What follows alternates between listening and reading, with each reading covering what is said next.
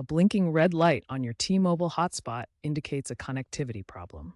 This often means no signal or internet access, caused by weak cellular coverage, network congestion, or poor device placement.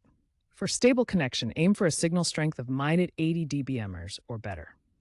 It could also be a problem with the SIM card, such as a loose or expired SIM or incompatibility. T-Mobile uses both eSIM and physical SIMs, so ensure yours is recognized and activated through T-Mobile's portal. Finally, the blinking red light may simply indicate the need for a reboot to resolve temporary glitches like IP address conflicts or software bugs by resetting the modem firmware. According to recent reports, T-Mobile's 5G Plus standalone network rollout has reduced these issues in high-coverage areas. First, check the signal strength using the device's app or web interface. The hotspot needs a minimum signal strength for stable connection. Ensure the SIM card is correctly inserted and activated. Verify activation through T-Mobile's self-service portal. Perform a forced reboot by holding the power button for 10 to 15 seconds until the device resets.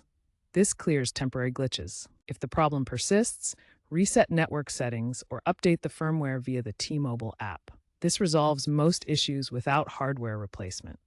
Advanced users can check APN settings and ensure it's set to fast.tmobile.com and verify roaming modes are correct. Reposition the hotspot near a window or in an area with better signal.